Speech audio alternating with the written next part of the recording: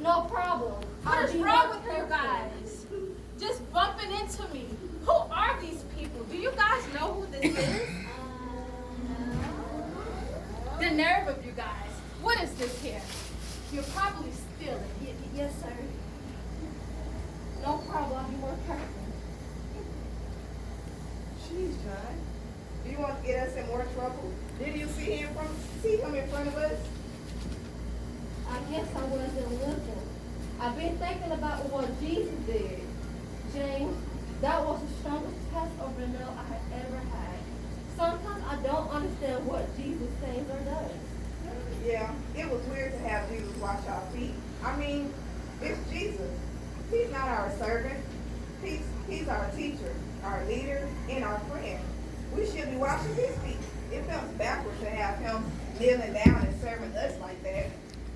And all they'll talk about the bread being like his body, and that it will be broken, and that his blood will be shed for us. What does he say about?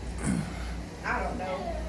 The Pharisees are pretty angry with Jesus, but I don't think he's in any danger. Not like us anyway. Well, I guess it would be better to catch up with the rest of them. I heard Peter said they were headed for the garden against him. The overworld? Yes, Jesus wanted to pray or something. Okay, let's drop all this stuff off and see if we can find him. And John, this time, watch where you're going.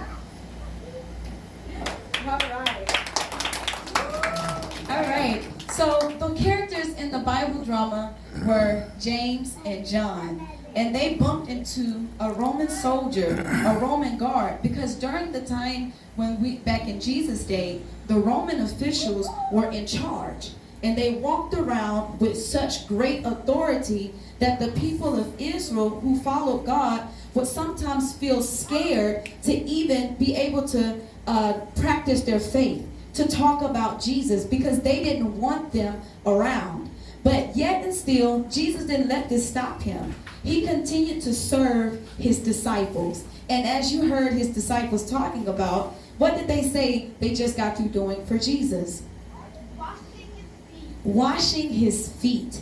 What a funny thing that is, to wash someone else's feet. Well, that is a great symbol of showing our humility, meaning our humbleness to one another. That I have not enough, don't have that too much pride to be able to get down on my knees and wash your feet.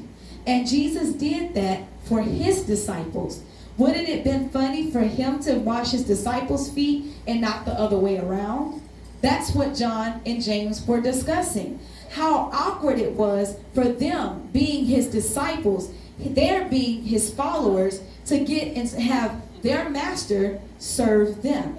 Because usually we think of someone of such a great stature as Jesus that we have to get down and do all of the serving. But what makes him a great leader is that Jesus loves us enough to serve us first. All right? So that is what we're learning today. Now, back into our tribe time. For those who were not here yesterday, we divvied up in groups.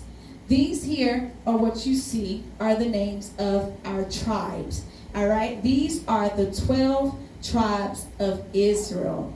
All right? So we have Asher, Benjamin, Dan, Gad, Issachar, Joseph, Judah, Simeon, Reuben, Zebulun, Levi, and Naphtali. All right? So these are 12 tribes. And what are tribes? Tribes are just like your what? Family. Your family. And these were the sons of Jacob, and they all branched off to have more and more generations of people. And those generations begat more and more people. And those people are how our ancestors came about. All right, so we are a part of the 12 tribes of Israel. So what I wanted you all to do was to break off into your tribes. Now, where's my tribe leaders? Gloria and Elijah. All right, and then the adults have their tribe leader. All right, Elder Stewart. All right, So Elijah, tell them what your tribe name is.